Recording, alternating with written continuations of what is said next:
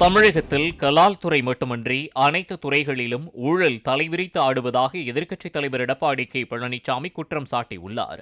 சேலம் ஓமலூரில் பேட்டியளித்த அவர், மாநிலத்தில் நிலவும் பிரச்சினைகளை மறைக்கவே முதலமைச்சர் நாடகத்தை அரங்கேற்றியுள்ளதாக தொகுதி மறுசீரமைப்பு குறித்த கூட்டம் பற்றி விமர்சித்துள்ளார். தொகுதி மறுசீரமைப்பு, நாடாளுமன்ற தொகுதி மறுசீரமைப்பு நாடாளுமன்றத்தில் கேட்கணும். இதே திராவிட முன்னேற்ற கழகத்தை சேர்ந்த நாடாளுமன்றங்கள் நாடாளுமன்றத்துக்கு வெளியிலே அங்கே போராட்டம் நடத்துகிறாங்க. அங்கே எங்கே போய் காங்கிரஸ் எம்பியில் போய் கலந்துக்கலையே. நேற்றைய தினம் இந்த தொகுதி சீரமைப்புக்காக சென்னையிலே பல்வேறு கட்சியுடைய முதலமைச்சர்கள், பல்வேறு மாநிலத்துடைய முதலமைச்சர்கள், பல்வேறு கட்சியுடைய தலைவர்களும் அழைத்து பேசியது, இதை திராவிட முன்னேற்ற கழகத்தில் லஞ்ச ஊழல் அதிகரித்திருக்கிறது, சட்ட ஒழுங்கு அடியோடு சீர்கட்டிருக்கிறது, இவருடைய தமிழ்நாட்டு மக்கள் மிகப்பெரிய கொந்தளிப்பில் இருக்கின்றார். இதில் மடைமாற்றுவதற்காக நேற்றைய தினம் நடந்த நிகழ்ச்சி பிரதிபலிக்கிறது. வட இந்தியர்கள் யாரும் தமிழர்களை இழிவாக பேசியதில்லை. ஆனால் திமுகவினர் வடமாநில மக்களை இழிவாக பேசுவதாக பாஜக மாநில தலைவர் அண்ணாமலை குற்றம் சாட்டியுள்ளார். திருச்சி மன்னார்புரம் ராணுவ மைதானத்தில் நடைபெற்ற தேசிய கல்விக் கொள்கை விளக்க கூட்டத்தில் பேசிய அவர், அரசு பள்ளியில் படித்தாலும் தனியார் பள்ளியில் படித்தாலும் ஒரே மாதிரியான கல்வி கிடைக்கவே தேசிய கல்விக் கொள்கையை மத்திய அரசு கொண்டு வந்ததாக கூறினார். மக்கள் தொகை அடிப்படையில் நாடாளுமன்ற தொகுதி மறுசீரமைப்பு நடைபெறாது என்று திட்டவட்டமாக தெரிவித்த அண்ணாமலை, விகிதாச்சார அடிப்படையில்தான் நடைபெறும் என்றும் கூறினார். நம்முடைய குழந்தைகளை உலகத்தரம் வாய்ந்த குழந்தைகளாக தயார் பண்ணிட்டு இருக்கார். உலகத்தரம் வாய்ந்த குழந்தைகளா, அரசு பள்ளியில படிச்சாலும் தனியார் பள்ளியில படிச்சாலும் சமமான கல்வி கிடைக்க வேண்டும் என்பதுதான் புதிய தேசிய கல்விக் கொள்கையினுடைய அடிப்படை நோக்கம். திமுக காரங்களுக்கு எதற்கு இதனுடைய சக்தி தெரியலங்கய்யா. யாருமே படிச்சு அங்க அதிகாரத்துக்கு வரல. ஒரு விவேகனுடைய காமெடி பார்த்தேன். பெருசா எழுதுவார், பெருசு தெரியுதா, தெரியல. பெருசு பக்கத்திலே கொண்டு வந்து வைக்கிறேன், தெரியுதா, தெரியல. நான் தெரியுறேனா, தெரியுற. போர்டு தெரியுதா, தெரியுது. என்ன பெருசு மட்டும் தெரியலங்கிற தம்பி. நான் மலைக்கு கூட பள்ளிக்கூடம் பக்கம் ஒதுங்கல தம்பி, அதனால தெரியாது.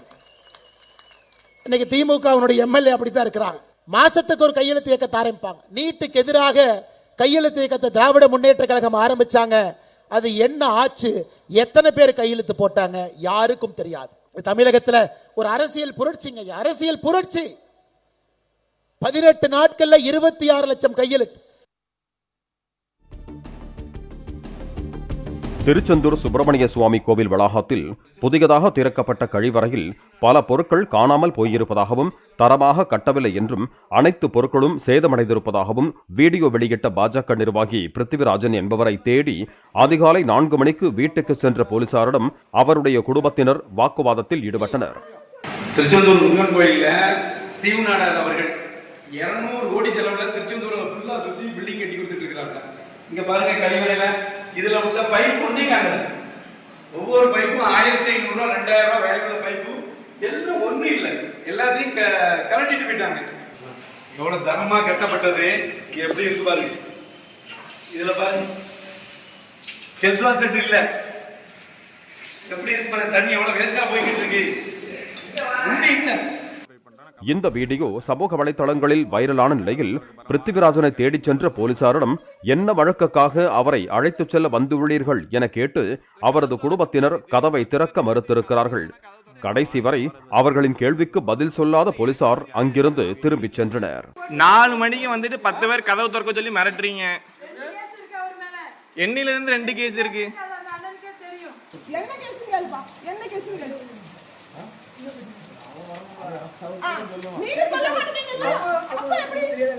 என்ன கேஸ்ன்னு கேட்டா சொல்ல மாட்டாங்களா, கதவை மட்டும் திறக்கணும். மக்கள் பாதுகாப்புக்காக போலீஸ்காரங்க 4 மணிக்கு வந்து நீங்க அடாதியா கதவு திறக்கணும்னு சொல்றவங்க போலீஸ்காரங்க கிடையாது.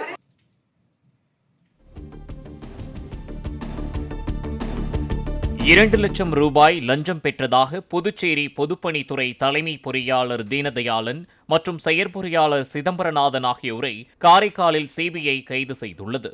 சுமார் 7,44,00,000 ரூபாய் மதிப்பிலான சாலை பணி ஒப்பந்தத்திற்கு சாதகமாக செயல்பட்ட லஞ்சம் கொடுத்த விவகாரத்தில் முன்னாள் அமைச்சர் காமராஜின் அண்ணன் மகனும் ஒப்பந்ததாரருமான இளமுருகனையும் சிபிஐ அதிகாரிகள் கைது செய்தனர்.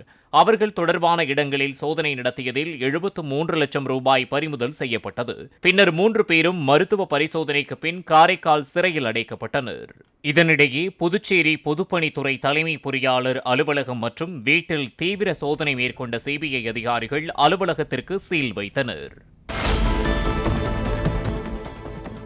எஸ்சி, எஸ்டி, ஓபிசி மாணவர்களின் கல்வி உதவித்தொகைக்கான குடும்ப வருமான உச்சவரம்பை 8 லட்சம் ரூபாயாக உயர்த்த வேண்டும் என்று திமுக எம்பி வில்சன் நாடாளுமன்றத்தில் கோரிக்கை விடுத்தார். தற்போது மெட்ரிக்கிற்கு முந்தைய மற்றும் பிந்தைய உதவித்தொகை பெறுவதற்கான ஆண்டு குடும்ப வருமான உச்சவரம்பு 2.5 லட்சம் ரூபாயாக மட்டுமே உள்ளதை அவர் சுட்டிக்காட்டினார். தமிழ்நாட்டில் 2 நாட்களில் 7 படுகொலைகள் நடந்துள்ளதாகவும் இதுவே சட்டம் ஒழுங்கு நிலைமைக்கு சரியான எடுத்துக்காட்டு என்றும் தாவேகா பொதுச் செயலாளர் புசி ஆனந்த் தெரிவித்துள்ளார். விழுப்புரம் மாவட்டம் கோட்டக்குப்பம் பகுதியில் நடைபெற்ற இஃப்தார் நிகழ்ச்சியில் பங்கேற்ற அவர் கட்சித் தலைவர் விஜய் உத்தரவுப்படி 234 தொகுதிகளிலும் இஃப்தார் நிகழ்ச்சி நடத்தப்படுவதாக தெரிவித்தார்.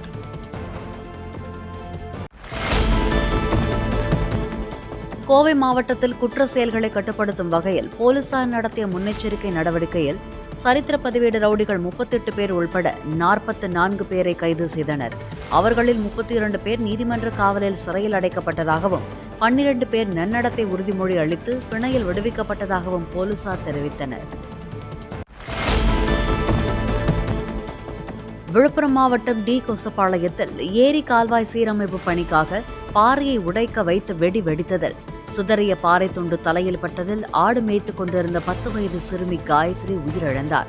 முறையான அனுமதி பெற்று பாறைக்கு வெடி வைக்கப்பட்டதா என போலீசார் விசாரணை நடத்தி வருகின்றனர். மதுபான ஊழலை மறைப்பதற்காக தொகுதி மறுசீராய்வுக்கு எதிர்ப்பு தெரிவிப்பதாக கூறி மக்கள் மத்தியில் திமுக நாடகமாடுவதாக அதிமுக கொள்கை பரப்பு செயலாளர் தம்பிதுரை எம்பி தெரிவித்துள்ளார். ஜோலார்பேட்டையில் நடைபெற்ற செயல் வீரர்கள் கூட்டத்தில் பேசிய அவர், திராவிட மாடல் ஆட்சி என்பது என்னவென்று முதலமைச்சர் ஸ்டாலினுக்கே புரியவில்லை என்றார். தமிழக கேரள எல்லையான கொல்லங்கோட்டில் உள்ள புகழ்பெற்ற பத்ரகாளியம்மன் கோவிலின் மீனபரணி தூக்க திருவிழா கொடியேற்றத்துடன் துவங்கியது. மேலதாளங்கள் முழங்க கோவில் முன்பு வந்தடைந்த திருக்கொடி மதுரை ஆதீனம் முன்னிலையில் ஏற்றப்பட்டது. வரும் 29ஆம் தேதி காவடி ஊர்வலமும் ஏப்ரல் 1ஆம் தேதி தூக்க நேர்ச்சி நிகழ்ச்சியும் நடைபெறுகிறது. நாமக்கல் மாவட்டம் பேலுக்குறிச்சி பகுதியில் சட்டவிரோத மணல் கடத்தலில் ஈடுபட்ட லாரியை இளைஞர்கள் சிலர் மடக்கி பிடித்தனர். அப்போது இளைஞர்களுக்கும் மணல் கடத்தல் கும்பலைச் சேர்ந்தவர்களுக்கும் இடையே தகராறு ஏற்பட்டு ஒருவரை ஒருவர் தாக்கிக் கொண்டதாக கூறப்படுகிறது. தகவல் அறிந்த போலீசார் மணலுடன் நின்ற லாரியை பறிமுதல் செய்து விசாரித்து வருகின்றனர். ஈஸ்டர் தவக்காலத்தின் 3வது ஞாயிறை ஒட்டி நெல்லை பாளையங்கோட்டை தூய சவேரியார் பேராலயத்தில் நடைபெற்ற திருச்சிலுவை பயணத்தில் கையில் சிலுவையோடு கிறிஸ்தவர்கள் ஊர்வலம் சென்றனர். தொடர்ந்து ஆயர் அந்தோணிசாமி தலைமையில் திருப்பலி பிரார்த்தனை நடைபெற்றது.